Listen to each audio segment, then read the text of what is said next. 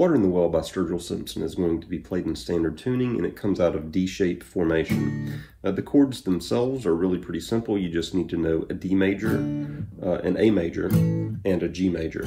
The way that those chords tend to get played is the D major would be first finger on the 3-string 2-fret, ring finger on the 2-string 3-fret, second finger on the 1-string 2-fret, strumming from the open 4-string down. The A major tends to be an open 5-string with your first finger barring the second fret of strings 4, 3, and 2. Sometimes in this A chord, I'll go ahead and mention that Sturgill Simpson might put his pinky finger down on the 1 and 2 string, barring them on the 5th fret, so that you get an open 5, and then the 2 fret of strings 4 and 3, and then the 5 fret of strings 2 and 1.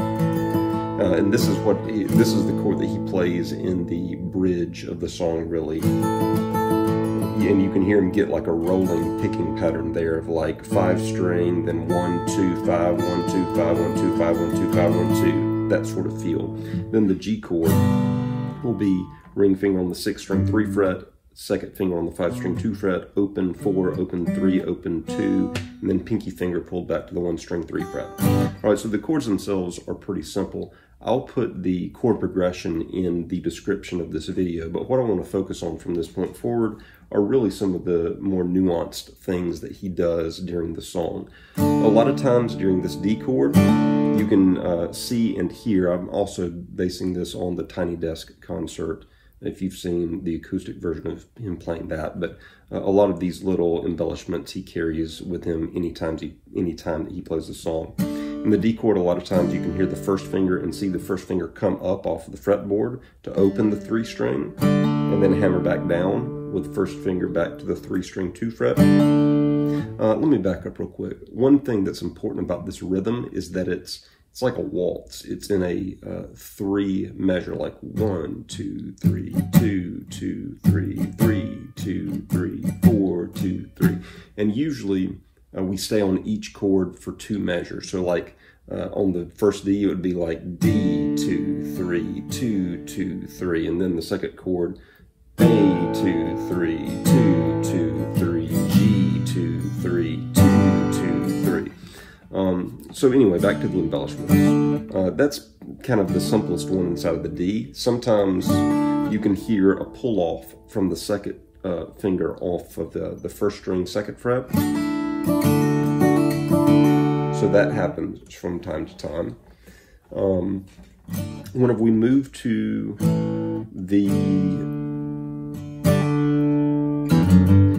the first movement will go from the D to the G chord, and that happens with a walk up that goes open 6-string, second finger to the 6-string 2-fret, ring finger to the 6-string 3-fret. And then you can hear the rest of that G chord get fleshed out. And then there's a hammer-on that takes place. So like 2, 3, 1, 2, 3. That would be inside of the G chord, moving with your second finger to the 4-string 2-fret, open up the 4-string, and then we're leading back into the D chord, and it does it with that little lick right there. So we're walking from an open 5-string to the B note, the 5-string 2-fret with our second finger, to a C note, the 5-string 3-fret with our ring finger, and then that leads back into the D chord. So very slowly, that would be moving from the D chord to the G chord like this.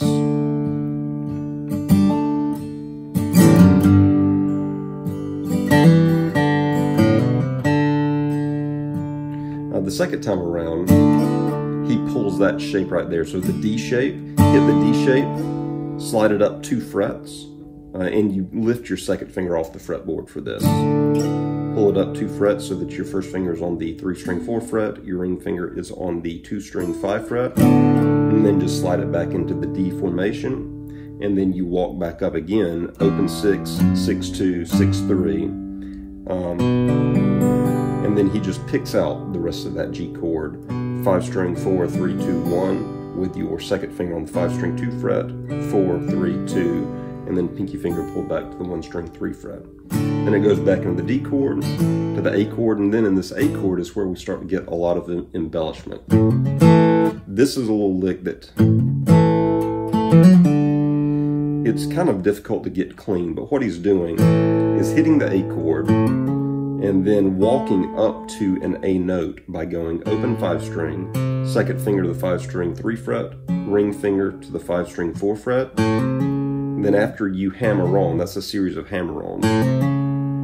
So I've really just plucked once, hammer, hammer, and then you want to hit the 3 string where your first finger is still barring on the 2nd fret. And then hit it again, and then you're going to come to the 4 string, pluck that, and then here's where it gets a bit difficult. You will go from the plucked 4 string, hammer on to your ring finger 4 string 4 fret, pull off to your 2nd finger on the 4 string 3 fret, and then pull off your 2nd finger to 4 string open.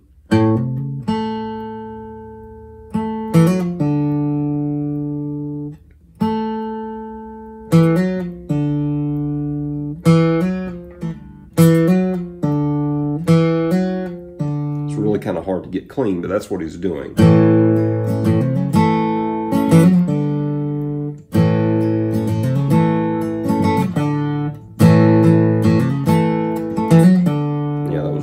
Clean enough. And then it jumps back into the G chord, and you hear those little hammer-ons. And then a lot of times that little walk, like open 5 string 2 fret, 5 string 3 fret, comes back into the A.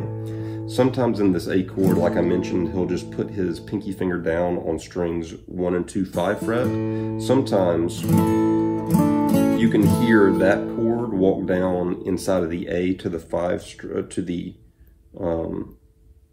2 string 3 fret with your 2nd finger, and then go to the open up the bar on the 2 string 2 fret, and then a lot of times those little licks happen again for the G chord. What else happens here? So one time after the A, it comes back into the D by walking. That would be an open 5 string 2 fret, 5 string 4 fret to the D chord, as opposed to that quicker little walk that happens that includes the C note or the B note and the C note. So sometimes after the A, it walks the open 5 string 2 fret, 5 string 4 fret to the D chord. So there's also another point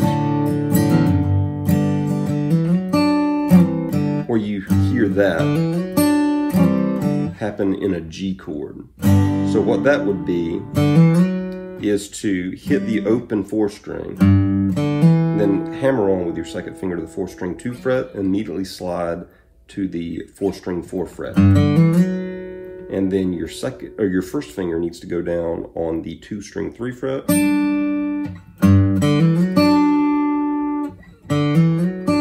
and that's a strike, hammer, slide, and then pick on the 2 string 3 fret,